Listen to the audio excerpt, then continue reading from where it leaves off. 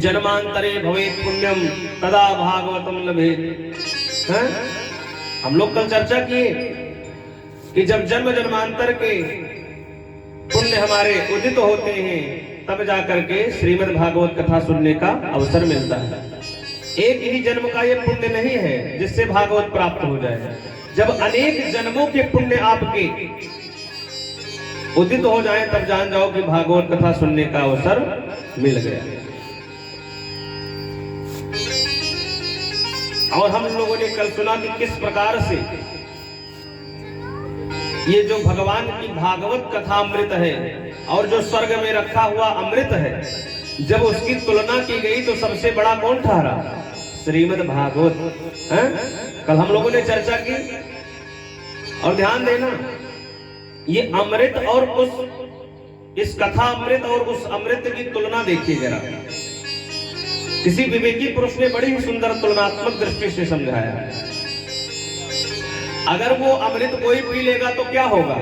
भाई आप अमर हो जाएंगे। लेकिन हम ये कहते हैं कि श्रीमद् भागवत कथा सुनने वाला अभय हो जाता है।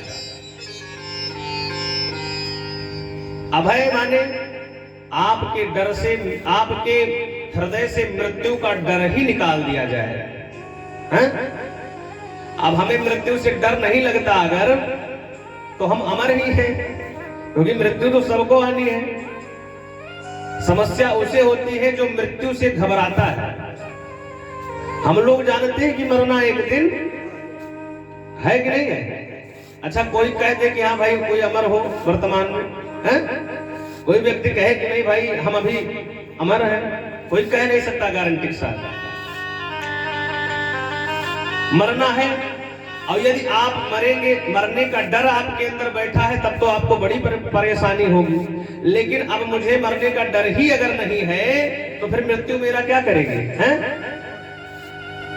तो अमृत जो है वो अमरत्व प्रदान करता है, लेकिन जो कथा अमृत है ये क्या है?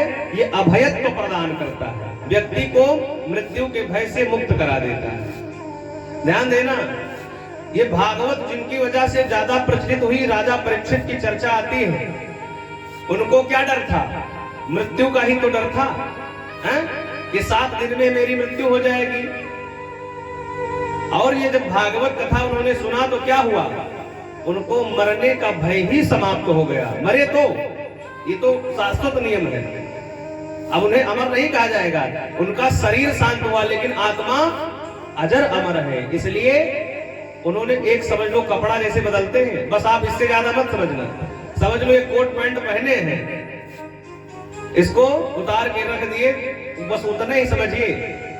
इस शरीर को इससे ज्यादा तवज्जो अगर आप दे देंगे तभी आपको समस्या होगी।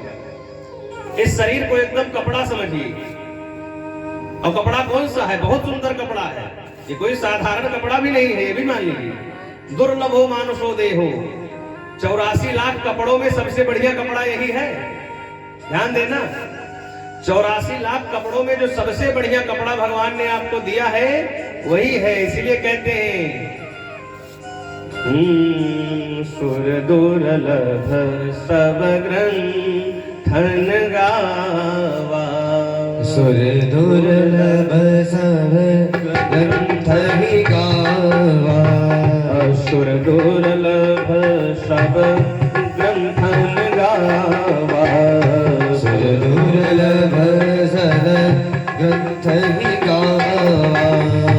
बड़े भाग्य मानुष तन पावा, बड़े भाग्य मानुष तन पावा, सुर दुर्लभ सब ग्रंथन गावा, सुर दुर्लभ सब ग्रंथ ही गावा।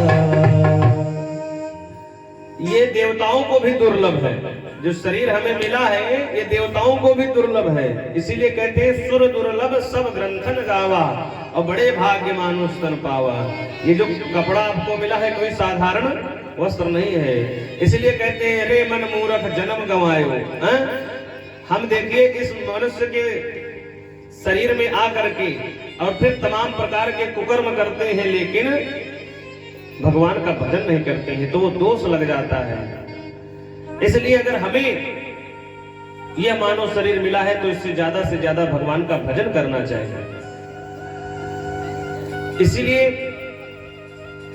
कहते हैं कि महाराज ये जो कथा अमृत है ये अभयत्व प्रदान कराता है। आपके हृदय से मृत्यु का डर जो है बैठा हुआ उसको बाहर कर देता है।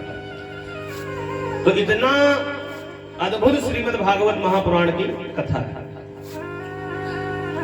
88,000 श्रोता समुदाय के मध्य श्री सौनक जी महाराज मुख्य श्रोता के रूप में नैमिषारण्य की पावन भूमि में विराजमान है।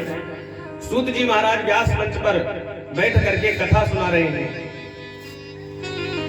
सौनक जी महाराज सूत जी से प्रश्न करते हैं कि प्रभु कृपा करके बताइए कि श्रीमद् भागवत कथा 7 दिन की क्यों होती है। कल हमने चर्चा की इसकी कि श्रीमद् भागवत कथा 7 दिन की क्यों होती है। कल का प्रसंग बस यही तक था।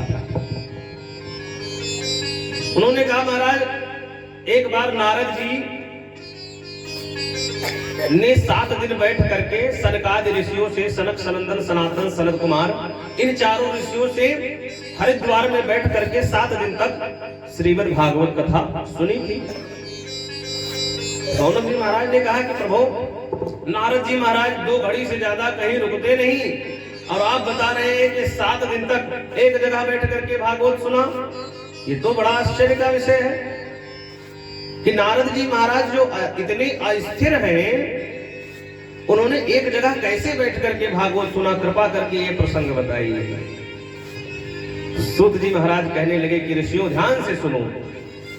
एकदा हि विशालायाम चत्वारिशयो मलः सत्संगार्थ समायात ददृशुस्तत्र नारदम्। एक बार बद्री नारायण धाम में विशालापुरी में सनक सनंदन सनातन शरद कुमार ये चारों ऋषि भ्रमण कर रहे थे सत्संग की इच्छा से। सत्संगार्थ सत्संग की इच्छा से ये चारों ऋषि भ्रमण कर रहे थे और उन्होंने देखा इसको नारद जी महाराज। और नारद जी महाराज को देखा तो नारद जी का मुख मलिन था। नारद जी के मुखमंडल पर दुख नजर आ रहा था। तो सनकादि ऋषियों ने पूछा कि नारद जी महाराज आप जैसे विरक्त संत आज मिले वो भी दुखी हालत में दुखी अवस्था में। आप जैसे संतों का दर्शन होना अपने आप में बड़ा सौभाग्य का विषय है और आज आपका दर्शन हुआ तो आप दुखी दिख रहे हैं। क्या बात है कृपा करके बताइए। कहते हैं कथम ब्रह्मदीन मुखा कुतश्चिंता तुरो भवान त्वरितं गम्यते कुत्र कुतश्चागमनं तव। सनकादि ऋषि नारद जी से महाराज कहते हैं भो ब्रह्मण कथम दीन मुखा। हे नारद जी महाराज आपका मुख इतना दुखी क्यों है, मुखमंडल पर दुख क्यों छा रहा है, कृपा करके बताइए। तो नारद जी महाराज कहते हैं कि जैसे आप इस धराधाम पर सत्संग करने की इच्छा से आए हैं उसी प्रकार मैं भी सत्संग की इच्छा से आया हूं। क्योंकि सत्संग हर जगह सरलतम नहीं है, सुलभता से सत्संग हर जगह नहीं मिल जाता, ये भी ध्यान रखिए। स्वर्गीय सत्य न कैलाशी सत्संग जो है वैकुंठ में भी नहीं मिलता। कल मैंने कहा ना कि वैकुंठ में भगवान का तो दर्शन कर सकते हैं लेकिन भगवान की कथा नहीं सुन सकते हैं। तो जो बड़े भक्त होते हैं वो कहते हैं प्रभु हमें वैकुंठ नहीं चाहिए, हमें तो बार बार इस पृथ्वी पर भेजते रहिए कि मैं आपकी मंगलमयी कथा अपने कानों से सुनता रहूं। जो सच्चे भक्त होते हैं कथा के रसिक होते हैं वो वैकुंठ को भी त्याग देते हैं। कहते हैं मुझे तो मृत्यु लोक में जाकर के भगवान की कथा सुनना है।